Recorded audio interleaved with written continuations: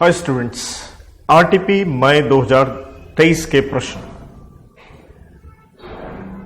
Case scenario companies act के ऊपर अगर आप देख रहे हो चैप्टर नंबर 7 में से ये प्रश्न है। 96 AGM, 101 notice of meeting, 105 proxy, 118 minutes के ऊपर। इस प्रश्न से आपको आइडिया लग जाएगा कि भाई इंस्टीट्यूट बड़े ही इंट्रिकेट एग्जाम में आपसे प्रश्न पूछ सकता है, पूछे जा रहे हैं, तो आप कोई चांस नहीं ले सकते हैं। अगर आप सोचें कि इधर उधर से थोड़ा पढ़ लिया, मोटा मोटा पढ़ लिया तो मेरा अटेम्प्ट हो जाएगा, ऐसा कुछ नहीं है। तो देखिए, ये देखते हैं हम क्या लिखा है। मॉडर्न लिमिटेड स्वाभाविक है, लिमिटेड है तो पब्लिक कंपनी होगी। कौन सी है? लिमिटेड बाय शेयर्स है। कहता है ये फर्नीचर आइटम्स क्या कर रही है? मैन्युफैक्चर कर रही है। और किससे मैन्युफैक्चर कर रही है? मॉड्यूलर किचन आइटम से। और ये एक अनलिस्टेड कंपनी है जिसका रजिस्टर्ड ऑफिस मुंबई में है, महाराष्ट्र में है रजिस्टर्ड ऑफिस। इसका एक कॉर्पोरेट ऑफिस भी है, तो ध्यान दीजिएगा, रजिस्टर्ड ऑफिस कॉर्पोरेट ऑफिस अलग अलग चीज होती है। तो जैसे हम 96 में पढ़ते हैं ईजीएम, तो हम पढ़ते हैं रजिस्टर्ड ऑफिस में करनी होती है, या उस शहर में सेम सिटी टाउन विलेज जहां आपका रजिस्टर्ड ऑफिस सिचुएटेड है। लेकिन अगर आपको याद होगा, अनलिस्टेड कंपनी में आप भारत में कहीं भी कर सकते हैं, लेकिन उसके लिए कंडीशन है, एडवांस में 100% या कह लीजिए ऑल मेंबर्स अपना क्या दें? कंसेंट दें। कहता है कुछ following are the facts with regard to AGM of the company. तो ये कंपनी एक लेड स्पॉन्सर है और इसलिए एक फर्नीचर ट्रेड इवेंट में एक्सपो 2022 में ये स्पॉन्सर है और मेंबर है association of furniture manufacturers and traders. तो मॉडर्न लिमिटेड ने on behalf of association book किया एक एक्सपो हॉल इन मुंबई, और साथ में क्या डिसाइड किया कि हम यहीं अपनी 18th एजीएम बुलवा लेंगे सेम हॉल में after the conclusion of expo. तो देखिए, आप कहां की कंपनी है? आपका रजिस्टर्ड ऑफिस मुंबई में है, तो एक्सपो कहां हो रहा है? एक्सपो भी मुंबई में हो रहा है, तो कोई टेंशन नहीं है, आप कर सकते हैं एजीएम वहां पे। बट लेटर ऑन ये पता चलता है कि that the expo which was scheduled to be held on 16 September had to be postponed due to Bombay Municipal Corporation continue to occupy the hall as a vaccination center। वहां पे BAMC vaccination centre बनाना चाहता है, तो इसलिए हुआ क्या, ये expo postpone हो गया। देयरफॉर मॉडर्न लिमिटेड को रीथिंक करना पड़ेगा अपना प्लान कि अब अपनी एजीएम इन्होंने कहा अब हम 27 सितंबर को बुलवाएंगे, राइट, क्योंकि वो हॉल का इशू हो गया। और कहते कहां बुलाएंगे? एट द ऑडिटोरियम इन दिल्ली। दिल्ली में तो रजिस्टर्ड ऑफिस नहीं है आपका, लेकिन आप अनलिस्टेड हो। All the members consented to the same. तो हमारी कंडीशन क्या थी? सारे के सारे मेंबर्स 100% कंसेंट दें एडवांस में, तो ठीक है, आप दिल्ली में कर सकते हैं। कहता नोटिस भेजा जाता है, पोस्ट किया जाता है, ध्यान दीजिएगा, पोस्ट किया गया है। कब किया गया है? 5 सितंबर। और मीटिंग कब है? 27 सितंबर। तो मैंने एक बड़ा सिंपल फॉर्मूला बताया था, अगर किसी महीने की 25 तारीख को मीटिंग करनी है, वैलिड मीटिंग करनी है, तो 1 तारीख को आप क्या कर दीजिए? नोटिस दे दीजिए, पोस्ट कर दीजिए। 1 से 25 वाली गेम, 1 to 25। 4 सितंबर तक तो छोड़ दो, 4 के बाद 27 सितंबर तक आप समझ सकते हैं दिन कितने हुए। 27 में से 4 माइनस कीजिए, 23। तो यहां पे शॉर्टफॉल है 2 दिन का, तो नोटिस आपका वैलिड नहीं है। जहां आपने डेट प्लेस ये सब बताया है, in this case mister Ashok एक मेंबर है, ये इंसॉल्वेंट डिक्लेयर हो गए। हमने 101 में ही पढ़ा था notice of meeting. Insolvent member के केस में ऑफिशियल रिसीवर या जिसे कहते हैं ऑफिशियल असाइनी को आपको देना होता है।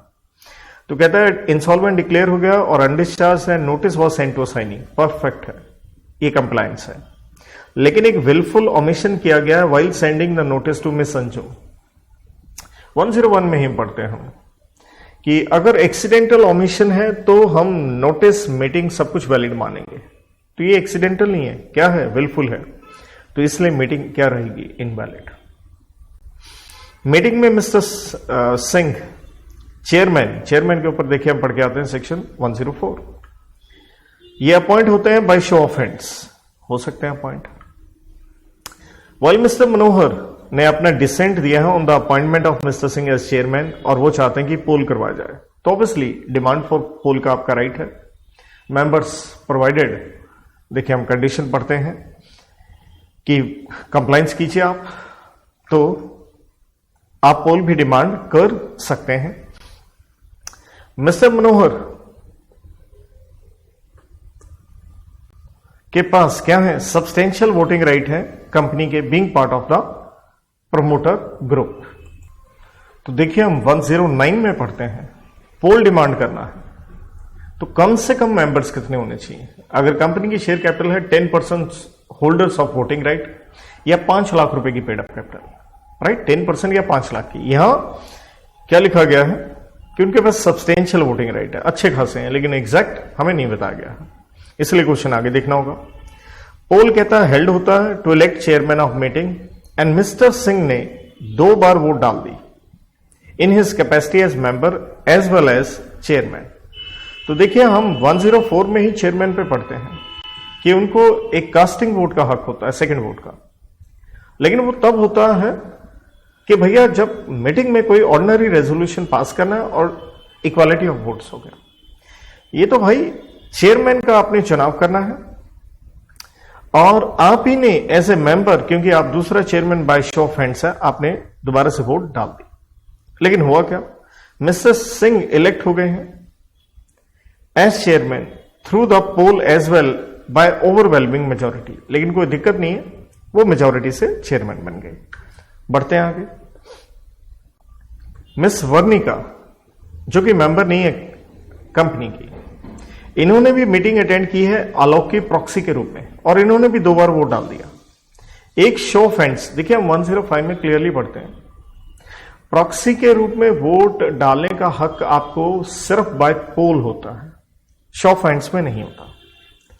When she initially voted, she raised her hand, ये गलत है, in favor of Mr. Singh as chairman, while during the election, through a poll, she cast a vote against. पोल में आप कर सकते हैं। मिस्टर मनोहर ने एक क्वेश्चन रेज किया है कि जो वोट कास्ट किया है Mister Singh in his capacity as chairman, hence he passes a remark on him and his allies which can be considered defamatory in nature. तो उसने कहा सिंह साहब आपने 2 बार वोट डाला, ये गलत है, कुछ उल्टा सुल्टा बोल दिया गया।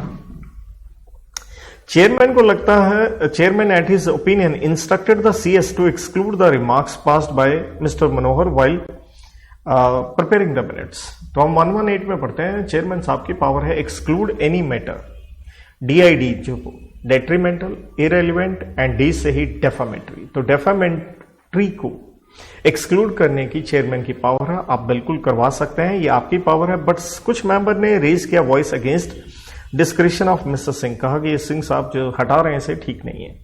बिल्कुल ठीक है भाई वो, because they find the remarks did not carry in matter which can be considered defamatory. तो हम कहते हैं ये चेयरमैन की डिस्क्रिप्शन है, उसे लगता है डेफामेटरी तो हटा सकता है, जबकि कुछ मेंबर्स को लगता है कि ये रिमार्क्स दिए गए हैं with the intent to defame the chairman. आइए प्रश्न देखते हैं। कहता नोटिस ऑफ मीटिंग से संबंधित बताइए कि करेक्ट ऑप्शन कौन सा रहेगा। तो जैसे मैंने कहा था यहां पे शॉर्टफॉल है, तो इसलिए देखते हैं आंसर। और दूसरा वो भी था इंसॉल्वेंट हो गया तो उसके असाइनी को दिया, तो वो भी ठीक है। कहता Modern Limited observe the length of the notice as required, ये तो गलत है यार, क्योंकि शॉर्टफॉल थी। Notice shall be given to the member is irrespective he is insolvent, adjudicated और डिक्लेयर्ड एज इंसॉल्वेंट और discharge insolvent, Modern Limited committed the default. नहीं, यहां पे भी जो है इस यहां पे कोई डिफॉल्ट नहीं है, क्योंकि जो इंसॉल्वेंट हो गया आपको उसको नहीं देना होता, उसके ऑफिशियल रिसीवर को देना होता है। Notice shall be given to the assignee of the insolvent member, Modern Limited correctly did so, ये परफेक्ट है, third option. Fourth, wilful omission जो आपने किया in giving notice will invalidate the proceedings of the meeting, ये भी ठीक है। तो ऑप्शन नंबर हमें 3 और 4 ठीक दिख रही हैं, तो इसने कहा इन ऑप्शंस में से चारों में से कोई एक सिलेक्ट करो। 3 और 4 परफेक्ट है और मैंने रीजन बताई दिया बेस्ड ऑन सेक्शन 101। अगला कहता है regarding the place of the meeting decide whether the कोई वायलेशन हुआ है या नहीं हुआ। तो मैंने कहा था नहीं हुआ, क्योंकि अनलिस्टेड है, 100% मेंबर से एडवांस में कंसेंट ले लें। सेक्शन 96 ये कोट किया था, वायलेशन नहीं हुआ है। तो यहां वायलेशन लिखा है, यहां वायलेशन लिखा है, मैं नहीं पढ़ूंगा क्योंकि मुझे मालूम है वायलेशन नहीं है। No violation because AGM shall be held इधर एट द रजिस्टर्ड और कॉर्पोरेट ऑफिस, ये भी गलत है, कॉर्पोरेट ऑफिस में तो आप कर नहीं सकते हैं, और at even some other place within the same city where registered और corporate office of the situated, ये ठीक नहीं है। No violation because AGM of the meeting may be held at any place in India, ये ठीक है क्योंकि आप अनलिस्टेड है। So option D. Regarding vote cast by Miss Varnika, जो कि प्रॉक्सी थी, बाय हैंड में वो गलत थी, बाय पोल में वो आप वोट डाल सकती हैं। बताइए कौन सी स्टेटमेंट सही है। Being proxy Miss Varnika is not allowed to cast vote on a poll, ये तो गलत है यार। Being proxy is not allowed to cast by show of hands, ये बिल्कुल ठीक है। While she can cast vote on a poll, ये परफेक्ट है। तो अगले ऑप्शन मेरे को देखने की जरूरत नहीं है, यही मैंने 105 आपको डिस्कस किया।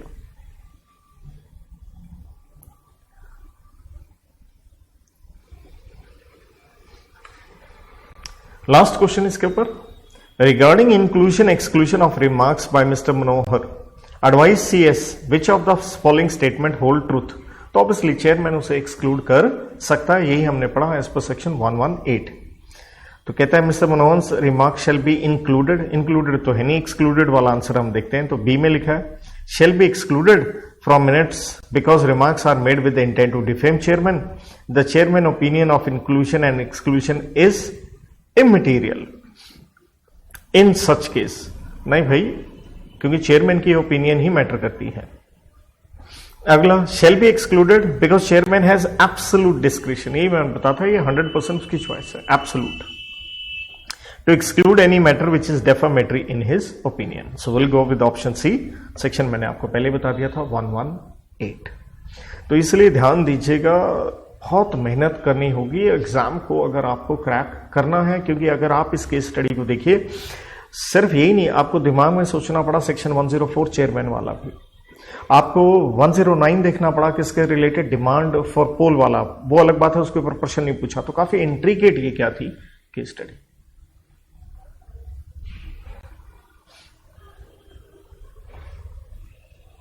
Now students, questions on independent MCQ। पहला प्रश्न कहता है dash is the cardinal which means main principle of construction that word sentences and phrases should be read in their ordinary natural and grammatical meaning. ये तो जानते हो आप, literal कहें या ग्रामेटिकल कंस्ट्रक्शन कहें। सो will go with answer A, literal construction. ABC limited के shares listed है RSE in India. During the current financial year SEBI को कुछ इरेगुलरिटीज पता चलती है in the filings made by company. Accordingly SEBI ने प्रपोज किया है, एक एप्लीकेशन दी है ट्राइब्यूनल को कि कंपनी की बुक्स रीओपन करवाई जाए। तो हम सेक्शन नंबर 130 में 130 में पढ़ के आते हैं कि yes, SEBI as a regulator वो NCLT कोड को अप्लाई कर सकता है और यहां रीओपन की जा सकती है बुक्स। कितने बरस की? पिछले 8 बरस की बुक्स रीओपन की जा सकती हैं। तो देखिए लिखा गया है during the current financial year ending on 31 मार्च की फाइनेंशियल ईयर कौन सा खत्म हुआ? 22-23 खत्म हुआ। उसके खत्म होने के बाद राइट बाद का क्या स्टार्ट हो गया? एक तरह से 23-24। तो आपको इरेगुलरिटी साल खत्म होने के बाद पता चली, अब आपने एप्लीकेशन दी है रीओपनिंग के लिए। So to advise the SEBI with which last financial year for reopening of books and application can be made। जैसे मैंने कहा था आपको कितने साल? 8। तो 22-23 तो उसके अंदर आए गई। तो 22 से पहले अगर 8 हम बैक गियर में जाएं तो 14 बना, तो 14-15 14-15 में 8 साल आप ऐड करेंगे तो हम पहुंच जाएंगे आपके 22-23 तक, क्योंकि रीओपनिंग से पहले वाले 8 साल। सेक्शन 130 कंपनीज एक्ट का नेचुरल है। अगेन कंपनीज एक्ट के ऊपर है, कहता amount accumulated in investor education and protection fund shall not be used for. किसके लिए आप इस्तेमाल नहीं करेंगे? पहला लिखा है रिफंड करना, डिविडेंड, डिपॉजिट वगैरह, ये तो कर सकते हैं भाई आप। Reimbursement of legal expenses pursuing class suit, ये भी कर सकते हैं आप, ये हम 125 में पढ़ते हैं। ग्रांट और donation to the central government, अरे सेंट्रल गवर्नमेंट से लेते हैं, देते थोड़ा है। तो इसलिए option number C is the correct answer कि भैया इसके लिए इस्तेमाल नहीं हो सकता। जबकि फोर्थ अगर आप देखेंगे distribution of disgorge amount to the identifiable applicants who has suffered loss, ये भी हम पढ़ते हैं कि 125 में आप इसके लिए इस्तेमाल कर सकते हैं।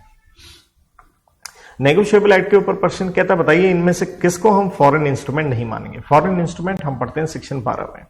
यहां सिंपल सा आंसर है, देखिए हर जगह लिखा है कि bill drawn on PRI outside India, जहां हमें वर्ड क्या मिल गया, इन इंडिया। तो सेक्शन 12 में ये बन गया फॉरेन इंस्ट्रूमेंट, हम इसे नहीं मानेंगे, ऑप्शन नंबर डी।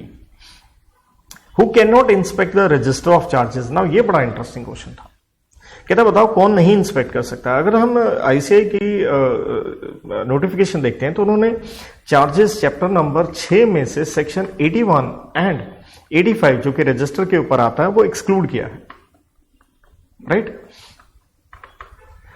अब हम सेक्शन 85 एक्सक्लूड किया, उसके ऊपर क्वेश्चन डाल दिया, तो प्लीज ध्यान रखना यार। तो हम 85 में पढ़ते हैं, यहां पूछा है कौन इंस्पेक्ट नहीं कर सकता। हम 85 में पढ़ते हैं मेंबर कर सकता है, क्रेडिटर कर सकता है, कोई और आदमी भी कर सकता है। मेंबर क्रेडिटर मुफ्त में, लेकिन किसी और आदमी जिसे आप आउटसाइडर कह लीजिए उसको लगती है fees, without paying any fees. पूछा कौन नहीं कर सकता, मेंबर तो कर सकता है, क्रेडिटर भी कर सकता है बिना फीस के। तो अगला क्या है, person other than member and creditor of the company, option number C. D में क्या है, नो पर्सन इज अलाउड, ये तो गलत है, अलाउड तो है ही, so option number C as per section 85।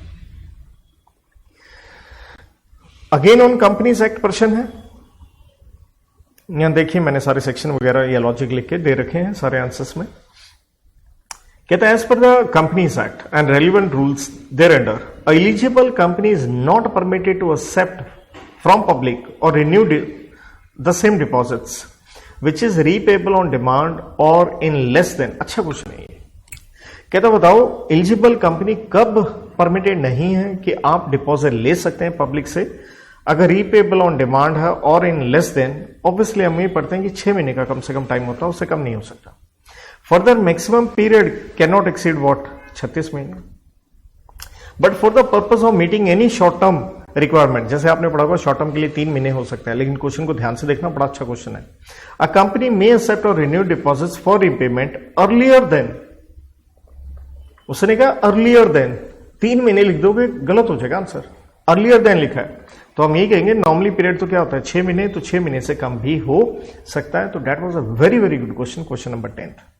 तो इसलिए अगर आप ये ऑप्शन देखेंगे तो ये 6, 36 एंड 6 दिखा में, और ये कहां पढ़ते हैं हम, रूल नंबर 3 के अंदर पढ़ते हैं। तो इसके साथ हमारे इंडिपेंडेंट MCQ समाप्त होते हैं।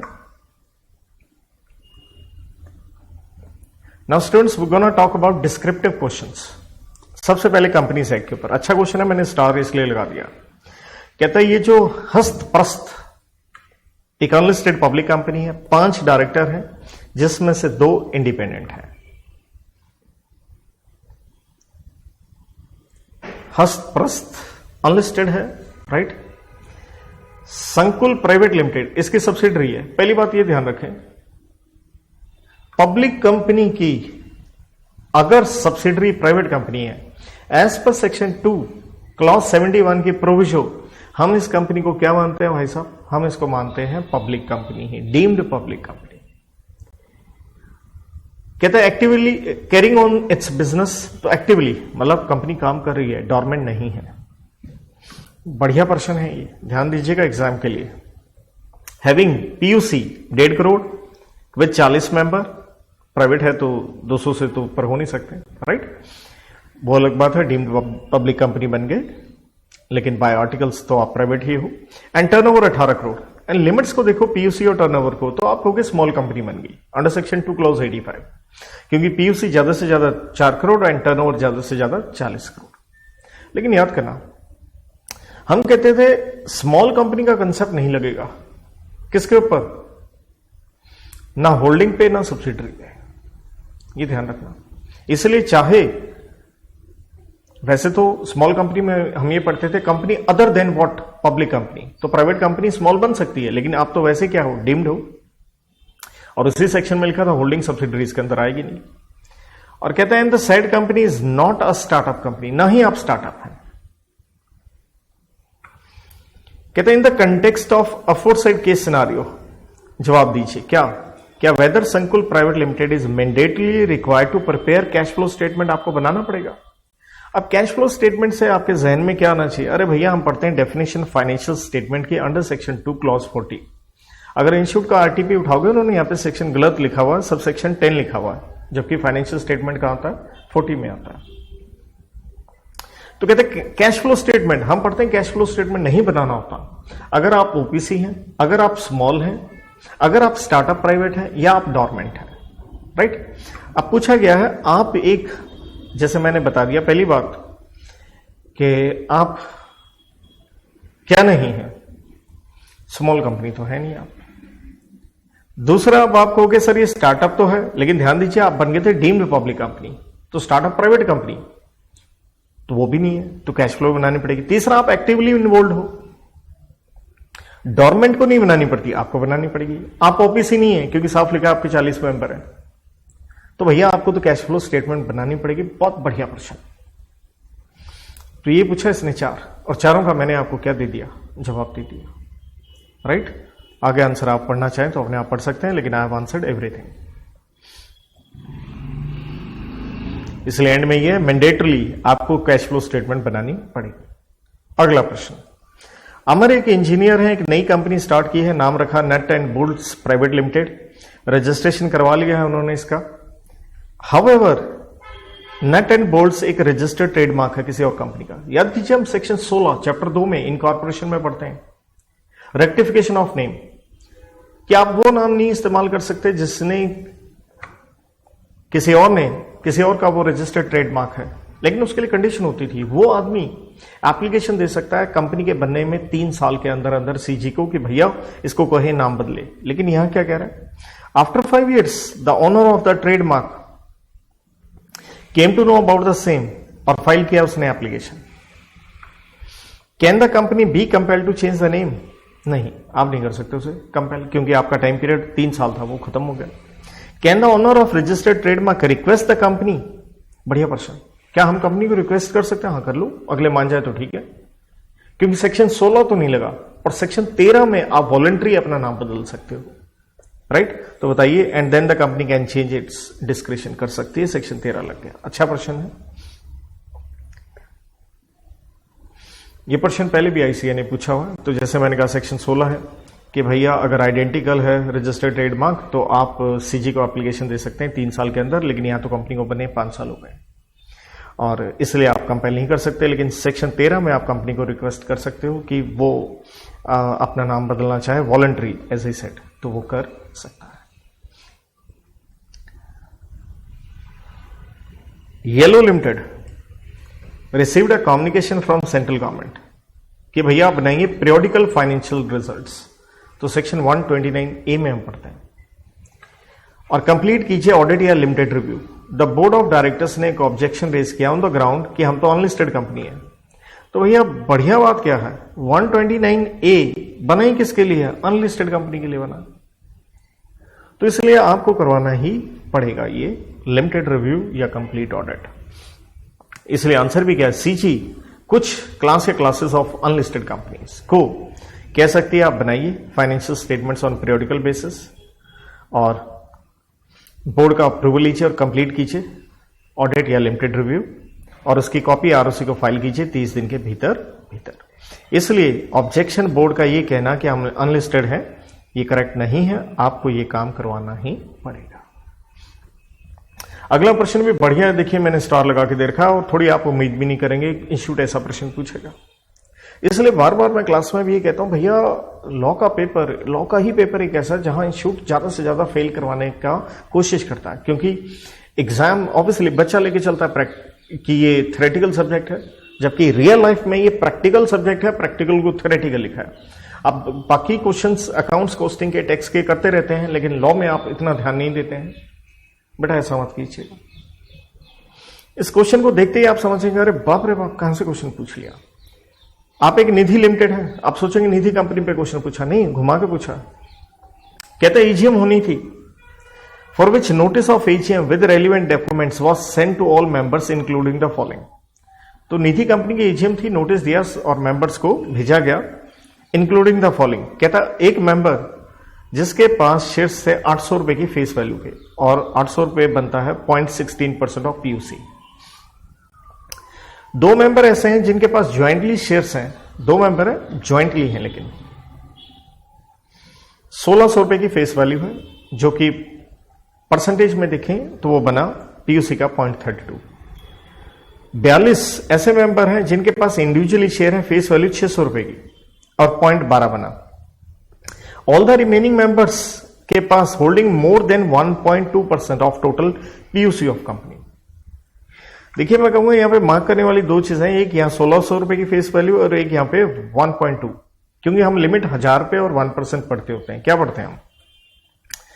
कहता पहली बात, एजीएम जब होती है, the members were not provided with the facility of, members को नहीं दी गई सुविधा to vote by electronic means. कहता बताइए, in the context of aforesaid case scenario please answer, क्या Nidhi limited was required to send the notice of AGM with documents to all its member? क्या सभी को भेजना जरूरी है? क्वेश्चन दरअसल इस पे है, क्या सभी को भेजना जरूरी है?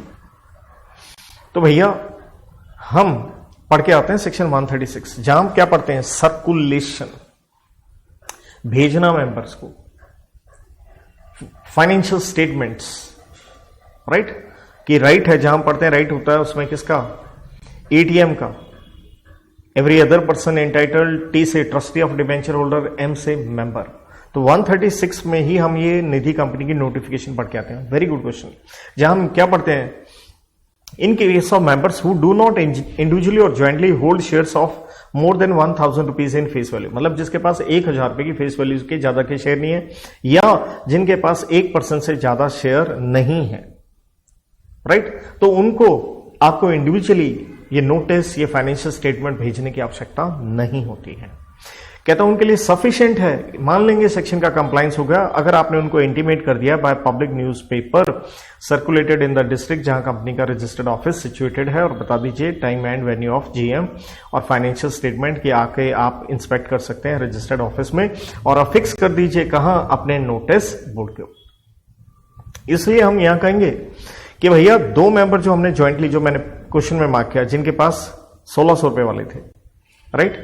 तो इनको आपको नोटिस एंड बाकी डॉक्यूमेंट भेजने पड़ेंगे, और बाकी जो रिमेनिंग मेंबर्स है जिनके पास 1.2 थी, इनको भेजने पड़ेंगे, बाकियों को आपको भेजने की आवश्यकता नहीं है, राइट? यही आंसर है। सो बढ़िया क्वेश्चन। नॉर्मली बच्चों में टेंडेंसी रहेगी इस चीज को इग्नोर करने की। देखिए क्लास में आप देखिएगा, मैंने जब हैंड रिटन एक एक चार्ट आपको बनवाता हूं तब भी मैंने एग्जैक्टली आपको ये चीज लिखवाई हुई है, हम चांस नहीं ले सकते। अगला प्रश्न कहता है वायर्स इलेक्ट्रिकल लिमिटेड की पीयूसी है 1 करोड़, ये लोन ले रही है 10 लाख का, किससे? फ्रॉम बैंक से ले रही है, एबीसी बैंक से।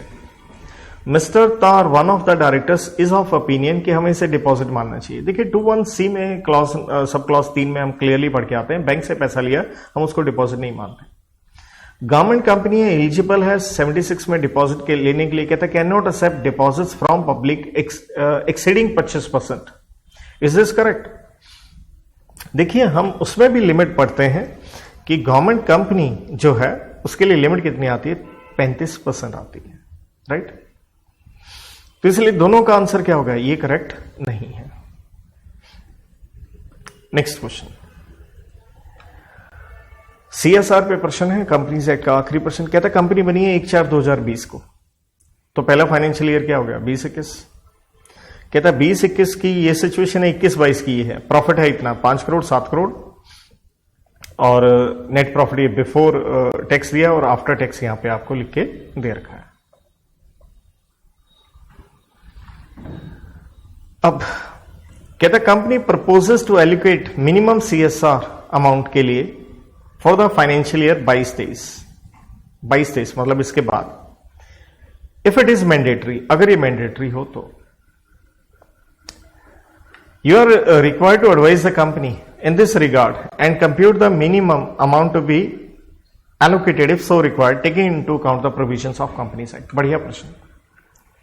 यहां पे आपको दिया बिफोर टैक्स, यहां पे आपको दे रखा आफ्टर टैक्स। क्लियर? एक तो ये चीज ध्यान दीजिएगा। अब 135 में हम क्या पढ़ते हैं? हम पढ़ते हैं सीएसआर में आपको करना होता है या तो नेटवर्थ हो कम से कम आपकी 500 करोड़, या टर्नओवर हो कम से कम 1000 करोड़, या आपका नेट प्रॉफिट हो कम से कम 5 करोड़ का पिछले साल, कम से कम 5 करोड़। दूसरी बात, हम कहते हैं नेट प्रॉफिट कैसे निकालना है, एज पर सेक्शन 198। और 198 के अंदर हम क्या पढ़ के आते हैं, टैक्स टुक्स एज सच, इनकम टैक्स वगैरह माइनस नहीं करना है। तो कहते हैं net profit before tax financial year 21-22 में, अगर आप यहां पे भी देखिएगा 7 करोड़ आपको दे रखा था और उसने बात की थी 22-23 की, राइट।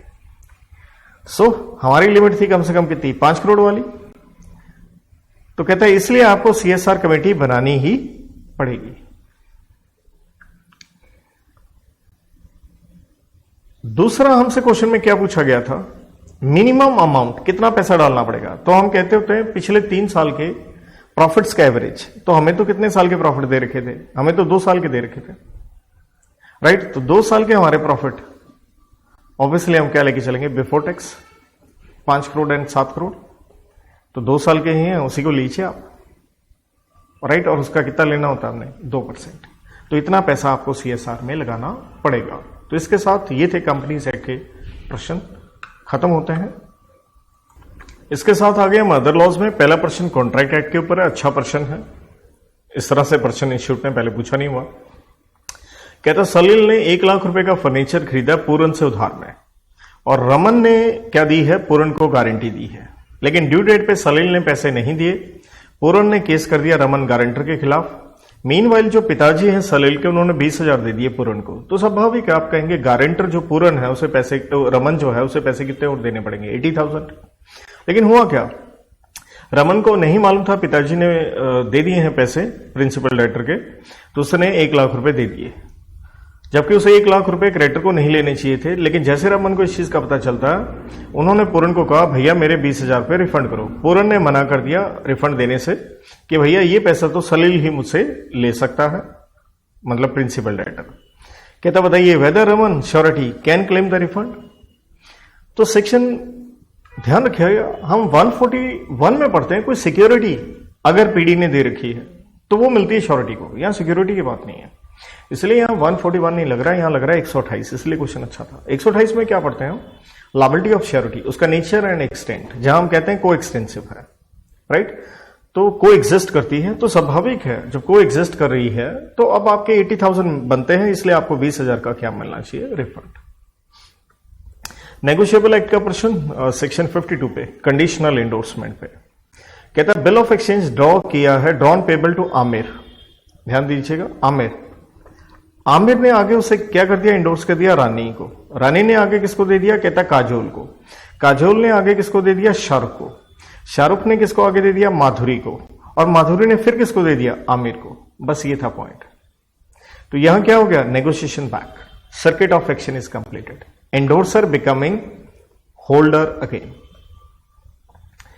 लेकिन ध्यान दीजिएगा, हम पढ़ा करते थे सेक्शन 52 में सेंस रिकोर्स एंडोर्समेंट, यहां आना ना दोबारा, जिसका मतलब होता है एंडोर्सर रिलीव हो जाता है अपनी liability towards the subsequent parties. तो अगर सेंस रिकोर्स हो जाए फिर तो क्या होगा, यहां होल्डर फिर से आमिर बना तो इन सब के ऊपर वो केस कर सकता है, रिकवरी कर सकता है। लेकिन सेंस रिकोर्स ना हो तो स्वाभाविक है ये बीच वाली पार्टी जिसे हम कहते हैं intermediate parties, they will be discharged. तो इसलिए अब आपसे पूछा गया विद रीजन बताओ, क्या आमिर रिकवर कर पाएगा पैसे ये रानी, काजोल, शाहरुख, माधुरी से, if has originally endorse the bill to Rani, जब उसने पहली बार रानी को दिया था by adding the word sans recourse, yes he can recover, right. तो ये नेगोशिएशन बैक का है आंसर, मेनली मैंने आपको बता ही दिया। इंस्टीट्यूट ने अपने जवाब में सेक्शन नहीं लिखा, आप कोट करना चाहें 52 कोट कर सकते हैं। जीसी का प्रश्न पहले दुनिया भर यही question same copy paste institute ने वही चेपा और कुछ नहीं है। कहता है इनके पास कुछ जमीन है जिसके ऊपर टैमरिन ट्रीज लगा रखे हैं 50। तो हुआ क्या, उन्होंने ये जमीन भी बेच दी एंड टिम्बर होता है काट के बेचना पेड़ को, राइट। तो अब पूछा ये गया है क्या टिम्बर, क्या इसे सेल ऑफ इमूवेबल प्रॉपर्टी मानेंगे, नहीं भैया ये इमूवेबल नहीं रहा, कैन नॉट बी। और इमूवेबल हम कहां पढ़ के आते हैं, section 3 sub section 26 of GCA. Interpretation पे अगेन बहुत बार इसी तरह का question when can the preamble be used an aid to interpretation of statute? तो हम जानते हैं प्रेम्बल एक इंटरनल एड है। सो कोई भी एम्बिगुइटी हो हम इंटरनल एड को रेफर कर सकते हैं। सो क्योंकि प्रेम्बल से क्या पता चलता है? History, background, object, surrounding. तो यू कैन रेफर अगर कहीं भी कुछ एम्बिगुइटी नजर आती है। सो बट ध्यान दीजिएगा, it can not override in order to enlarge और restrict the enacting provision of act. लेकिन ऑब्वियसली अगर क्लैरिटी हो तो कभी भी प्रेम्बल उसे ओवरराइड नहीं करेगा। तो इसलिए ये एक तरह से आपकी हेल्प है कंस्ट्रक्शन में। अगर कोई एम्बिगुइटी होती है तो आप कोर्ट इसे रेफर कर सकता है। और प्रश्न यही पूछा गया है, when will the courts refer to the preamble as an aid to construction? तो सिचुएशन 1, जब एम्बिगुइटी है तो आप रिजॉल्व करने के लिए इसे रेफर कर सकते हैं। और when the words of enactment appear to be too general in scope or application, then the courts may resort to preamble to determine the scope or limited application for which the words are meant। मतलब जो शब्द हैं too general है, that is the point, तभी आप refer कर सकते हैं और एम्बिगुइटी में तो आप करेंगे ही। तो ये 2 पॉइंट आपको पता होने चाहिए। तो इसके साथ आरटीपी के जितने प्रश्न थे मैंने आपसे डिस्कस कर दिए। होप सो आपको इससे यूटिलिटी मिले। I wish you all the best for your exams. Thank you.